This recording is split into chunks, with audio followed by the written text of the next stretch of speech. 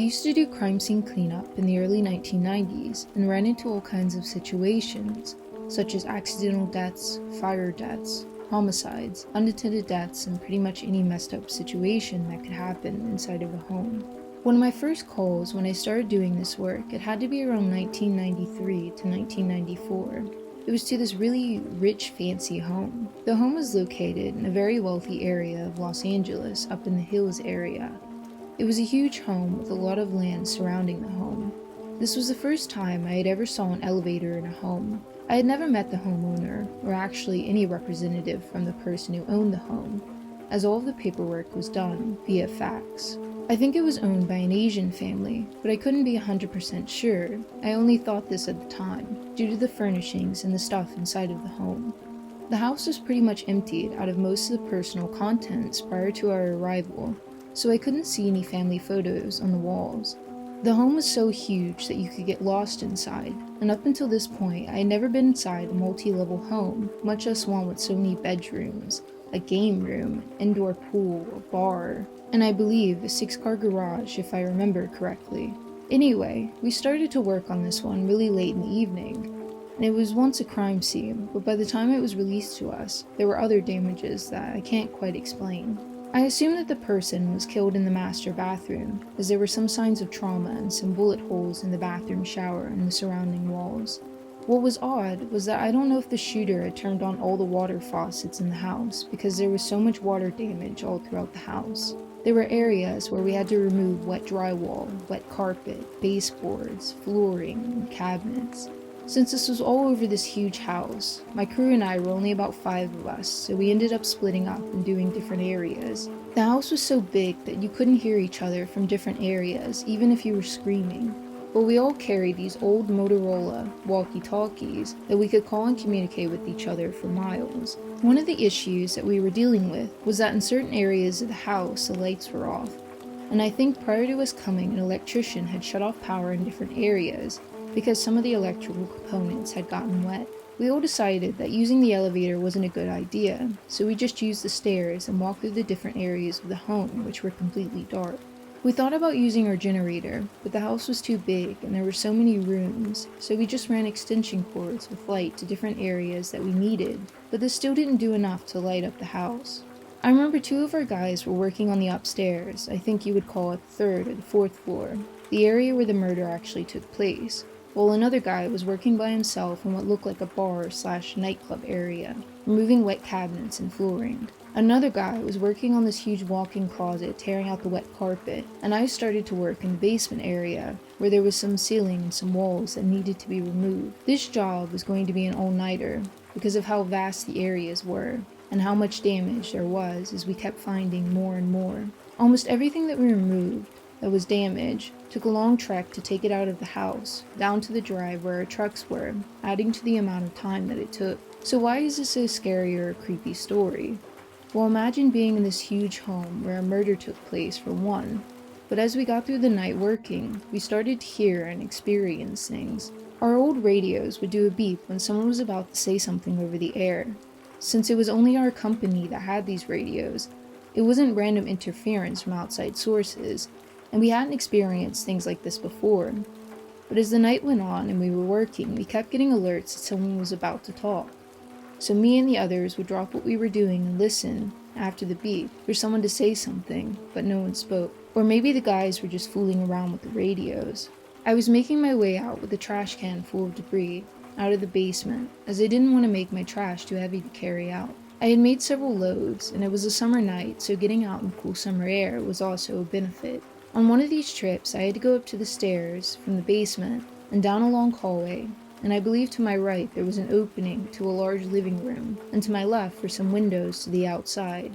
But further down was the door that I needed to take to exit and take my debris out. On one of these trips, the lights went out. I had gotten some light from the moon outside, but to my right, the rest of the house seemed unnaturally dark. As I made my way back to the truck, I grabbed a small flashlight in case it happened again. After a while of working in the basement area, one of my guys comes up to me and starts chatting. I can tell that he was nervous, and he started saying that it would be better if we worked together, that way we could finish it up quicker. I could tell that he didn't want to be by himself, so I agreed, and honestly I knew how he felt. At around 1 a.m., we all decided to take a break and met in the pool table room to eat and take a break. We started exchanging stories about the place, mostly about how cool it was, but also about how creepy it was. The guys that were on the upstairs part talked about hearing music, but couldn't find the source, and I brought up who kept hitting the talk button, and no one did. We started coming to the realization that this job wasn't going to be completed tonight, and that it would rather be a 2 to 3 day job. The following day, we already had another job on the books, so we got home and rested a little bit, and then went back to it. We got back to the fancy house at around 3 p.m. and decided to work as long as we could so that we could finish it the following day. That evening, we sent one of our guys for pizza, and we kept working. We all paired up in twos, and when the pizza came, we took a break to eat, and then went back to it.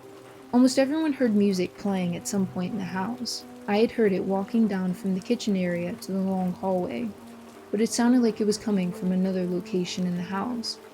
And another guy had heard it coming from upstairs in the master bedroom area, but when you got up there, it sounded like it was coming from somewhere else. And I just figured, okay, it's just music, no big deal. One of our guys called us over the radio as he was making his way back from taking debris out to the trucks and said, "Hey, is someone in the pantry room?" We all kept saying no and asking why. And he said that the door was open and that it wasn't before, and we all just joked with him that it was probably him and he was probably hungry. It was about midnight at this point, and I was working in one of the extra bedrooms that had its own private bathroom. This area was down a long hallway that had a few other rooms and ended in a den type area. I was with one of my guys and we both jumped as we heard a loud bang. It sounded like something big and flat had hit the ground, kind of like if you had knocked over a large piece of furniture.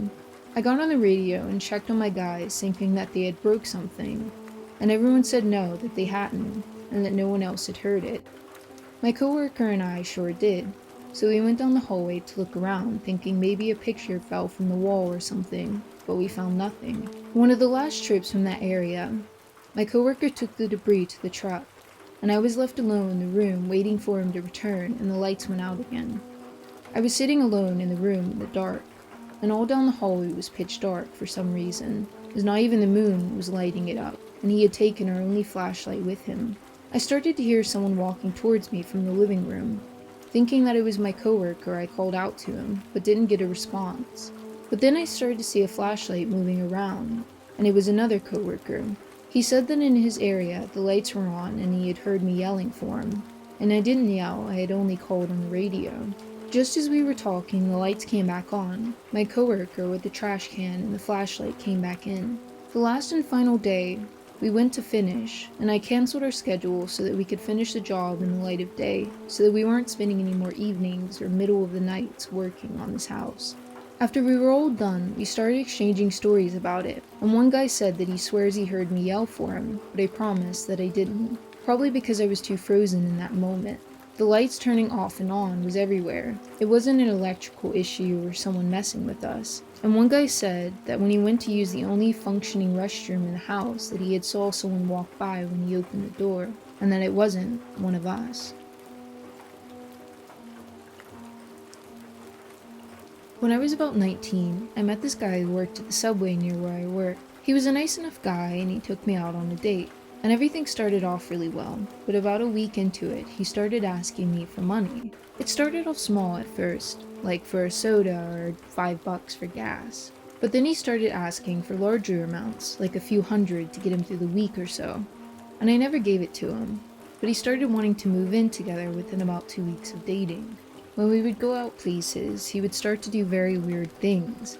He would start screaming in public or singing nonsense at the top of his lungs. He would always play around afterward, that he was just having fun, but it was weird and embarrassing to be seen with him at times. And also, my dog, who loves everyone, would not let him near me. I've never seen that dog so much as growl at another person, but he would try and bite him when he came close to me. By the end of the second week, I had broke up with him over the phone.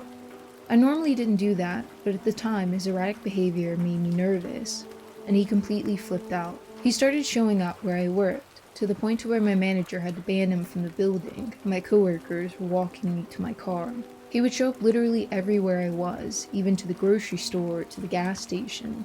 I started getting text messages and weird emails about how we were meant to be, and how he couldn't live without me and such. And then one day, he showed up in the middle of the night and told me to come outside. I told him to leave or that I was going to call the cops. He literally started sobbing to the point to where he was hyperventilating, and I went back inside and locked the house. The next day, I was home alone and I was doing some work, as at the time I was in college, when I heard some rustling by the front door. I thought it was just a dog messing around or something, but my dog started barking and growling, and the doorbell began to ring.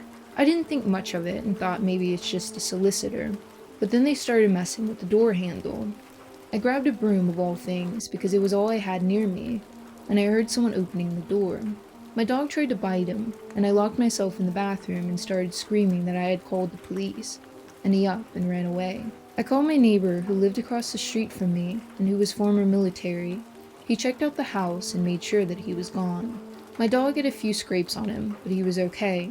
I filed for a restraining order the next day, and my dad took the liberty of calling his father and explaining what had happened. I received a few other emails following that, but he never came back to my house again. Luckily, I have since moved a few hours away and I am now married, but it was still very frightening at the time, considering that all of this happened in about a 3-week period. This all happened a couple years ago.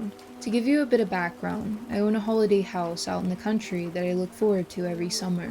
I go there for weeks to months on end, and I love it. The only issue is it's slightly isolated. The closest neighbors are about a 20-minute walk away, and they are the only people on my street or even near me. I want to add that this house is over 100 years old, as it's a small cottage that's been passed down through the family for generations. This all went down one Tuesday morning. I was baking with the door open to let in the fresh air as it was sunny outside, and we didn't normally get that in Ireland. A knock on the open door jolted me from my daydream. A somewhat raspy voice called out, "Hello, dear." I was taken aback. I shot around to see a small old lady at my door. Her short gray hair twinkled in the sun. I said hello and asked what she needed. She claimed that she didn't want to interrupt us and asked if it was an okay time. I replied of course, but emphasized again that what she was doing now was practically standing in my kitchen. She asked if we knew Mary, and I said no. I had never met someone named Mary, surprisingly. She said it was alright, and left. I only realized as she walked out the door that she might have been lost or needed a ride home, as the road wasn't safe to walk due to the tractors. In our house, you have to go left straight after you head out the door to get to the wall and the gate. The wall was quite small, so anyone could hop it or sit on top of it. I ran out the door after her to see nothing. There weren't electric cars at the time, so she couldn't have been using that. I had a very clear view of up and down the road for many miles, and I couldn't see her. It was like she had just disappeared. The story still freaks me out to this day, as I had only realized today that the very original owner of the house's name was Mary, and I just hope that she rests well knowing that there is a family that loves her house as much as she did.